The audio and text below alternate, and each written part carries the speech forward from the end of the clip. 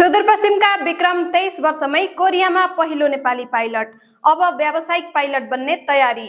गाउँको सरकारी विद्यालयदेखि कोरियाको आकाशसम्म अभाव, भाषा र सङ्घर्षलाई चिर्दै सपनाको उडान भरेका बैतडीका विक्रमको प्रेरणादायी कथा। सपना पूरा गर्न ठूलो ठाउँ, सम्पन्न परिवार वा सहज परिस्थिति नै चाहिन्छ भन्ने हुँदैन।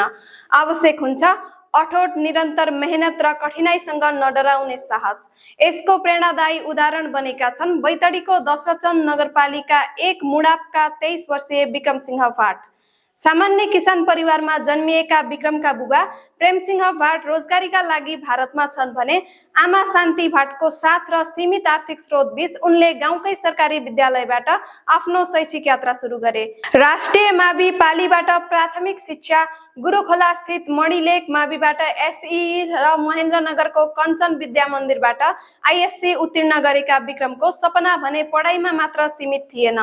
बाल्यकालदेखि आकाशमा उड्ने सपना देखेका उनी सन् 2023 मा एउटा सुटकेस भरी सपना बोकेर दक्षिण कोरिया पुगे। तर कोरिया पुगेपछि पाइलट बन्ने यात्रा सोचे जस्तो सहज थिएन।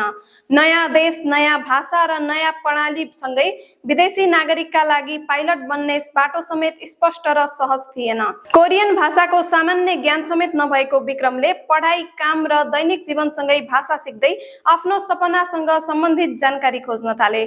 उनको सोच थियो, मेरो सपना हो, बाटो पनि मैले नै खोज्नुपर्छ। पाइलट बन्ने यात्राकै क्रममा अमेरिकी सैन्य पाइलट ज्यासन कार्टेजसँग भेट्ने अवसर पाएपछि उनको हौसला अझ बढ्यो। तर चुनौती झन् ठुलो थियो।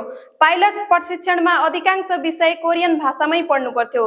विमान सञ्चालन, उड्डयन नियम, मौसम नेभिगेसन लगायतका विषय नयाँ भाषामा बुझेर परीक्षा दिनुपर्ने थियो।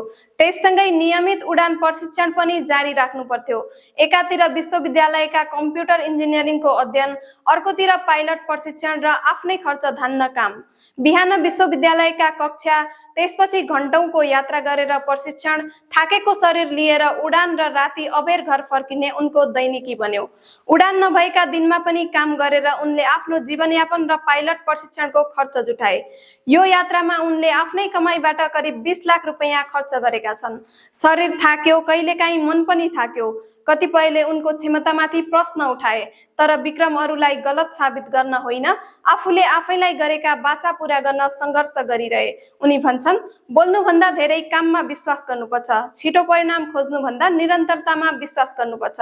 अन्ततः वर्षौंको मेहनतले सफलता पायो।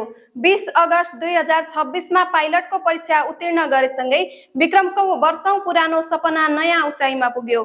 उनका लागि त्यो एउटा परीक्षाको परिणाम मात्र थिएन, त्यसमा परिवारको विश्वास, सङ्घर्ष, थकाइ र हार नमान्ने अठोट जोडिएको थियो।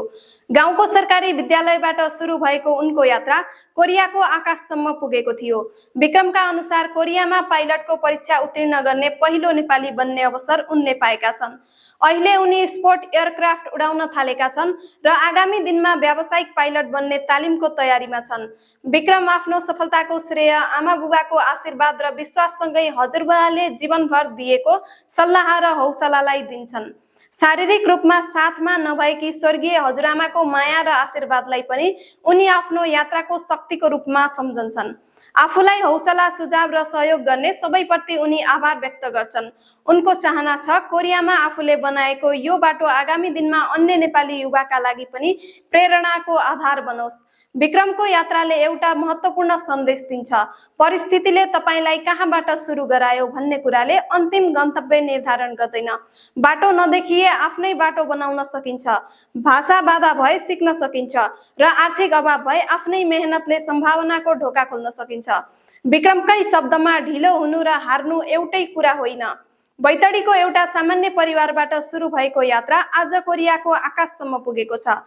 बाल्यकालमा आकाशतिर हेरेर देखेका सपना वास्तविकतामा बदलिएको छ। तर विक्रमका लागि यो अन्त्य होइन, यो त अझ ठुलो उडानको सुरुवात हो।